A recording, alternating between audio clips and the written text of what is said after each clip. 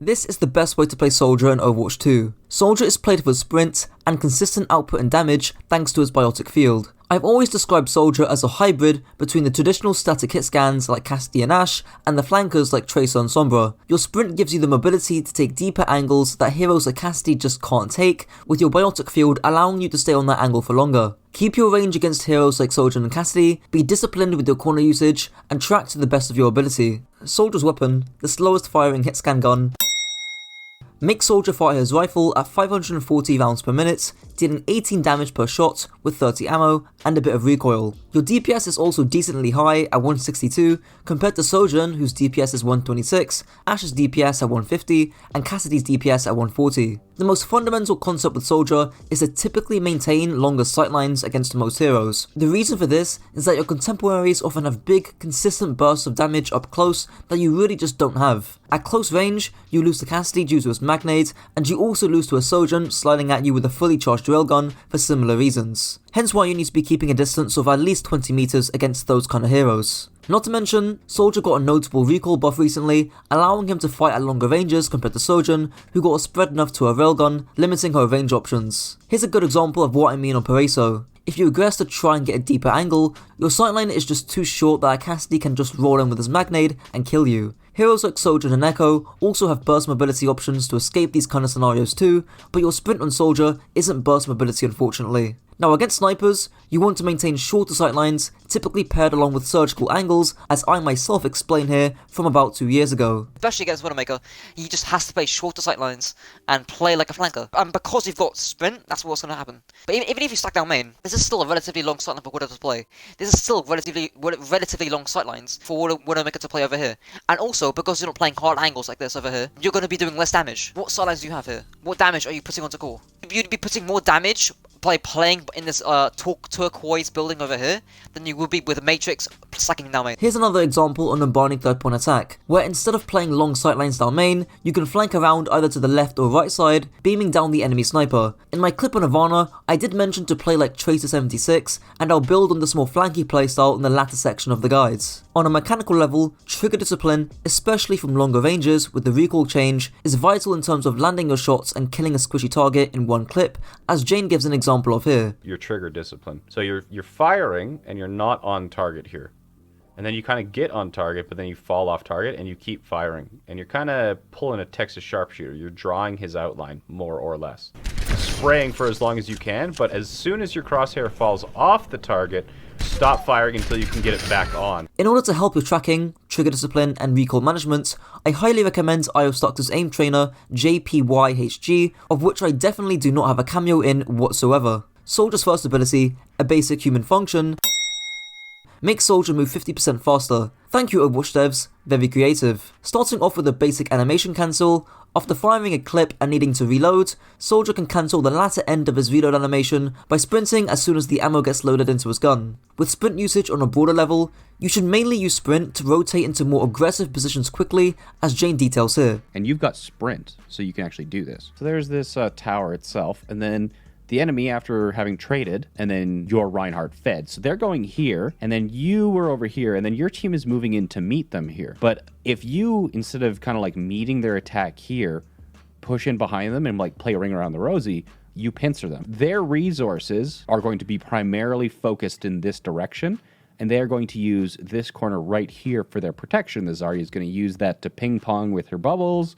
Everyone else is going to be using this as cover. But if you remove this cover from the opponent by pincering them from behind, shit tons of damage, a burst damage, easy helix onto a support or something like that, they're dead. And if they turn around to try and push you, you've got sprint once again to reposition back to your team. Note that you should time these sprints just after your team engages. This is because the enemy team will be fully focused on your team's core, allowing you to get away with these surgical flanks, as Jane just showed on Icon Walled. If you do these flanks too early, your angle's going to get cleared, and you'll likely die because, again, you haven't got any burst mobility, CC, consistent close range damage, or increased HP, all of which someone like a Cassidy has compared to you. With more straightforward uses, sprint should also be used to quickly kite from danger if you've lost a teamfight. However, one area of discussion is whether you should sprint away or stand your ground when you're getting dove. If you're getting jumped on by multiple heroes, it's typically better to sprint away as early as possible. However, if you're dueling heroes who you think you could outmechanic and or force their cooldowns, like against an Echo or a Tracer, that's when standing your ground with your Biotic Field can be a better alternative. A few shots or a Helix onto a Tracer, Echo or Genji can seriously put a dent in how aggressive they can be. And on top of that, if you're getting help from a Lucio, Brig or Mercy, that's even more reason to stand your grounds. Soldier's second ability, the worst rockets in the game, makes Soldier fire tiny rockets that deal 120 damage on direct hit and up to 80 splash damage. They have an explosion radius of 3 meters, move at 50 meters per second, and they're on a 6-second cooldown. Fortunately, Helix is one of the simplest abilities to use. Unfortunately, Helix is now kind of a worse version of Soldier's Railgun and Cassidy's Magnades. Maybe you guys in the comments can talk about whether that's power creep or not. Regardless, there's two main uses to Helix, either as an opener or as a finisher. Generally speaking, even when you're unscouted on an angle, it's better and more reliable to save Helix to finish off a target rather than to open with it. That's mainly because from range, you're just not going to hit a direct Helix on a moving target. However, his former pro player IDDQD going over some exceptions where you'd open with Helix. Against Sigma, it's usually better to engage with Helix first instead of using it as a finishing burst because of his kinetic grasp. Open up with a Helix if possible and you will need to land a couple more shots to confirm the kill. The absolute easiest way to kill an Ana is to engage her from the side while she's scoped in and not paying attention. Just to add one onto that, you can also open with Helix onto big hitboxes like a Bastion because then you're more likely to not whiff the Helix. In most other cases though, just use it as a reliable finisher with the splash damage. There's also a third niche use, which is for Helix jumps. You can perform some Helix jumps by using Helix at your feet, jumping and sprinting forwards. It functions very similarly to how you do so in Bastion with your own grenades, and you can see some examples of Helix jumps on Kingzor alone. So, if you're a dedicated Soldier main,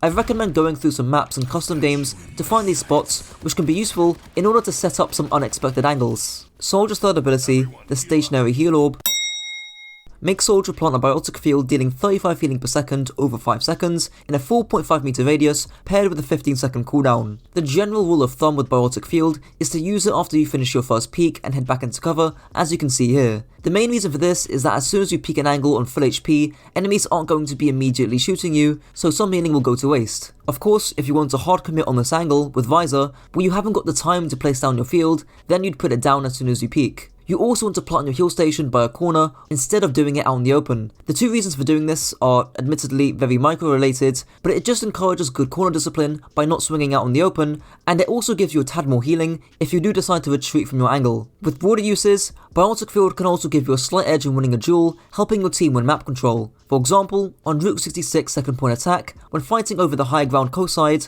with good corner discipline and management of sightlines, alongside your Biotic Field, you do have the tools to put this duel in your favour. Lastly, albeit niche, you may want to use your Biotic Field to gain ult charge from your teammates in between fights. Aside from that, there isn't much else to Soldier's healing station. Just use it to extend how long you're on an angle for, that's pretty much it. Soldier's ultimate, Aimbot, makes Soldier gain aimbot for 6 seconds. Thank you again Overwatch devs, very creative. Starting off with some tech, here's Jane going over 3 main animation cancels that you can weave all into one tac visor. You shoot an entire clip, and then as soon as you're empty, instead of waiting for the reload, you basically press healing station and visor at the same time, and you skip 2 animations. You skip the reload animation, and you skip the healing station animation. And then, we can take this one step further. So I'm at 1 bullet, and then I use the last second to reload, so as soon as I end visor, I've got a brand new clip. The fundamental use behind tac visor is to increase the lethality of your off-angle pressure whilst maintaining safety with long sightlines. For instance, on Dorado's second point attack, if your team decides to clear and fight for high grounds, you can pop visor to catch anyone on the adjacent high grounds. You can kind of use tac visor as well for map control purposes to zone space, almost like a Walmart high noon. For instance, on Kingzor third point attack, you can zone the high ground with your tac visor, making any enemy DPS play passive. This can allow for your more mobile teammates to access and control the high grounds. Lastly, I feel like I shouldn't have to say this, but please don't use visor in Grav. You deal less damage because you can't headshot, whilst also wasting an ultimate, so I don't actually know why I see people do this in my games. However, do feel free to visor when the enemy Mercy Valks, or when the enemy Pharah uses her boosters. Any aggression by an aerial hero can quickly be punished with visor. Moving on to the positional, playstyle, and compositional section of the guides. In terms of positioning, there's 4 key guidelines which I'll show on the Biotic third point attack. Firstly, have cover. as mentioned prior. Secondly, have line of sight, so you can actually see and shoot the enemy team. Thirdly, have good distance from angles, so that enemy flankers don't sneak up on you. This allows you to land early damage in before they engage. And fourthly, have rotation options, both aggressive and defensive. This is really the meat and potatoes of Soldier,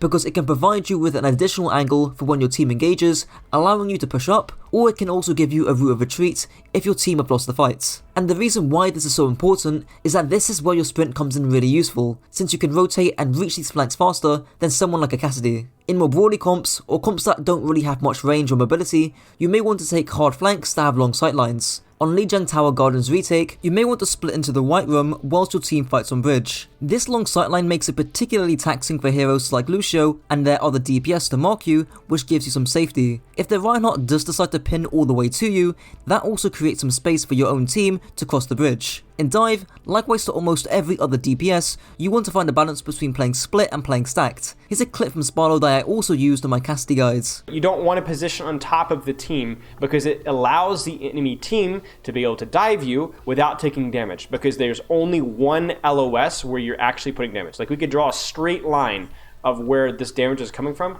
and it's here. They can hide from this damage in here, they can hide from the damage here, they can hide from the damage here, they can hide from the damage here. Whereas if you position just slightly here, not too much, where you can still be Harmony Orbed, Armor Packed, you can poke this pre-jump, this pre-jump, this pre-jump, this no longer has cover, this no longer has cover, this has significantly less cover, this has significantly less cover, and you can even peek down this hallway a little bit easier. Dive wants to corral you. Stacking against Dive is not the answer. It is being in positions where you can peel for each other, but you can poke out Dive before the fight happens. So you don't want to be isolated, but you don't want to be stacked. Now, against poke, or just against comps that haven't got much mobility but often outrange you, you need to be hard flanking, almost like a Tracer 76, as I explain here. Play like a Tracer. Play like a Sombra. Because against their composition, no one's going to chase you. They had Ball last round, right? They had Ball, and they had Farah, maybe heroes that could chase you down if they get close enough. But right now, Rhino Visor is terrible against angles. They've got full down frontal control, and you're going to do absolutely nothing if you stack down main and shoot shields. As soon as you see them walking out on this, and as soon as you see, okay, they haven't got a Tracer, they haven't got a Hog, they haven't got anyone that can dominate my short sight lines, I'll definitely be hard flanking, and then playing. The sight lines don't really matter.